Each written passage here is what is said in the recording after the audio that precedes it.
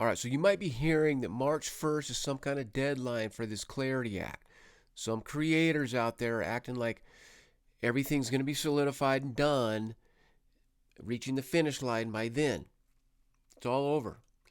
It's not actually true. I'm going to break it down right here. What are we talking about for this deadline? Okay, episode 1, I broke down who's inside the negotiations, what players are at the table. It's very important. What CEO, crypto CEOs, mainstream finance people, they're trying to work it out, okay? And I have some interesting comments to go around that. So I'm going to zoom in. Let's take a deeper look. Zoom in here. March 1st is not a statutory deadline. It's not the deadline, okay? It was kind of a roundabout.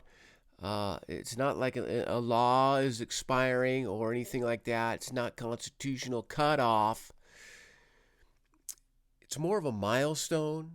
Okay, inside the White House, the president's office talked about this being a date to try to get things solidified. So behind closed doors, administration reportedly wants key compromise language finalized before the march to keep momentum alive. Now, hopefully that makes more sense to you, because this is the real story coming at you right here. Now, it is political pressure. I mean, any of these kind of things, definitely political pressure. But it's not this legal situation that's has to get done and rubber stamped. It's not what we're talking about here. Some people are saying that. So, what are the markets doing today? Because we had the State of the Union yesterday and stuff like that. So, I mean, we're talking crazy stuff here. I got some notes, people. Sorry, I'm not looking directly at you. My eyes are wandering all around. For some reason, I look at my camera too much. I got to get my eyes off of that. I don't care about all that. Senate momentum depends on resolved language. Committee markup can't move forward without compromise. Okay, the markup is the word for revisions. Stablecoin yield language is the sticking point. Okay, this yield thing. Spring legislative windows are tight. Let me say something about that. I saw this woman. It's on the tip of my tongue. I'm forgetting her name. She's very big in crypto discussions in the industry. She's an insider. And what she's talking about is that crypto people don't really care that much about changing things, because you know what? You can already earn yield if you stake tokens on a bunch of different ways. I know right now on Coinbase, if you stake Ethereum, you can earn 4%, and you don't have to do anything. So I have a credit union savings account where I was earning 5%, but then went back to 4%. I just put money in there when I'm moving things around. There's too many requirements. You got to do crazy stuff to make that come through. It's very tricky to qualify for that percentage. Not here. You can stake coins, earn your 4%. It's over. So there's some talk about they don't want this complicating things and making crypto exchanges have to apply for banking licenses. I get it now. That was a point I wanted to make. It was really strong seed in my head when I'm talking about this stuff. So, if the negotiations don't resolve now, the bill risks losing urgency. That's why we're trying to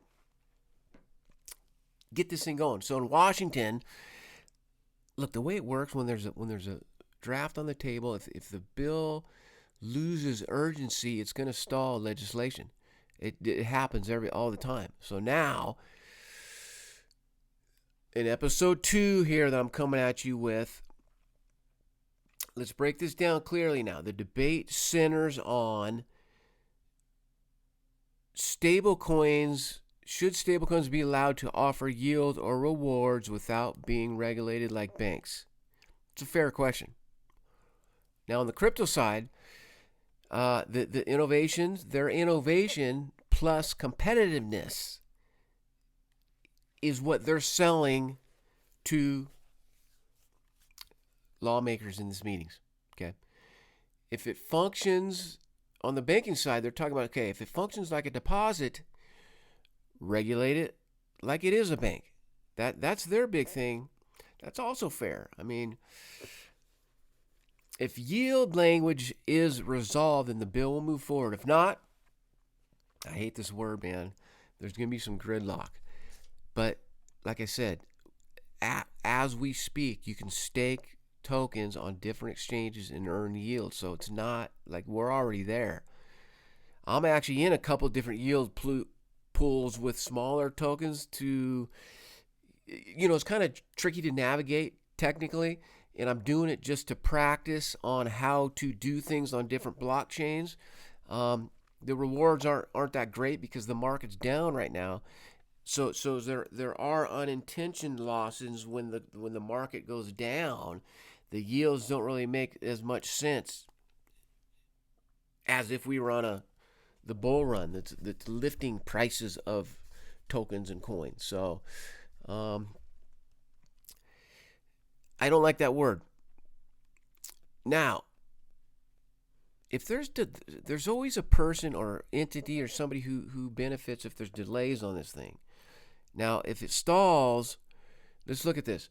Regulatory ambiguity continues. Enforcement by litigation remains a tool.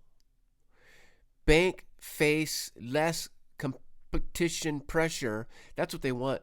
Banks are trying to control everything. Don't kid yourself. We all know that. It's okay. It's a free society, free capitalistic way that we do business in the United States. That's how it's always been. Crypto firms operate in some kind of uncertainty. Okay, so if this bill passes, it's a clear commodity definitions. It's loose right now, people. I know everybody thinks XRP is a commodity. And some exchanges may have said that because that's the only way they know how to do things with it. Underneath a regulatory framework, it's not defined as a commodity. So if it passes, define CFTC jurisdictions. CFTC will overlook and regulate structured stablecoin rules and then the regulatory clarity. So the timing is important stuff right here. It really is.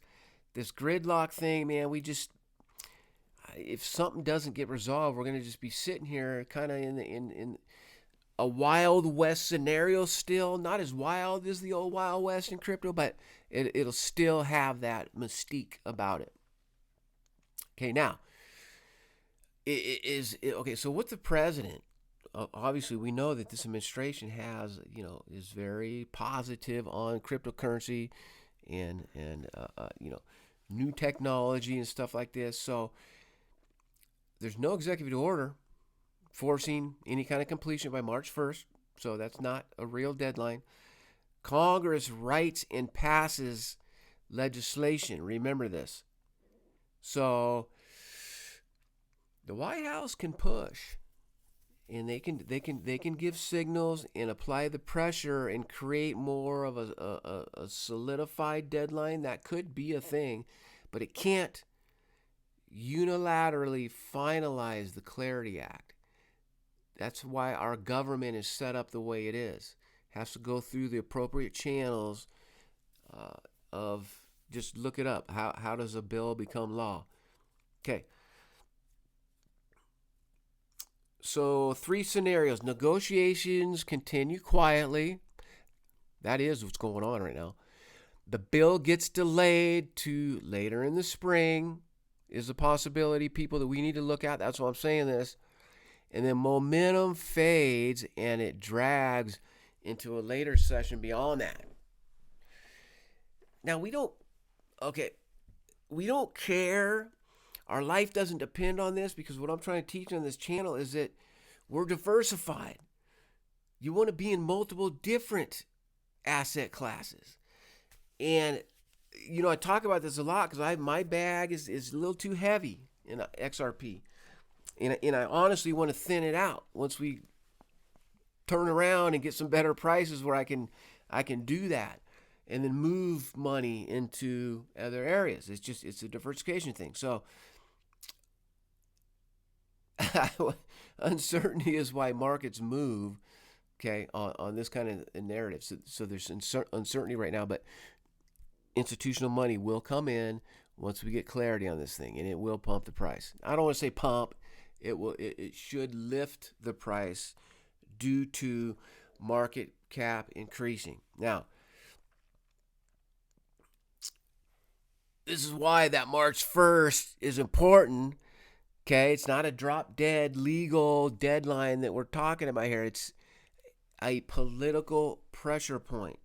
Now, over here in episode 3, we're going to break down the stablecoin yield fight in detail and who stands to lose the most if crypto wins the battle. That's a really good thing that I started looking at. Because this thing it's more about timing. There's incentives behind it. Who controls the financial structure? The more I learn about this stuff, it's like, the government isn't in as much control as we actually think it is. Okay. And so they're fighting it out right now. And I thought one thing with it, I watched some of the union address last night, and then I researched a little bit. The president didn't say anything about crypto. And again, he broke a new record, longest State of the Union address ever in history. That was like, I knew he was going long. It's funny to me. He intentionally wanted to break the longest State of the Union address record. But he didn't say anything about crypto. Why is that? Now we can sit here and speculate. My thought on that thing is that I truly believe that he's kind of waiting for this thing to get solidified and keeping the market at a good price to buy and to get in. I do happen to know there's a couple other guys that I follow that have purchased more crypto because they're seeing some technical indicators that the bottom is near, if not here already. And once this gets done, who knows? We might see a flood. The institutions, once this gets stamped into law, institutional money has to allocate a certain percentage of their holdings or they get left behind.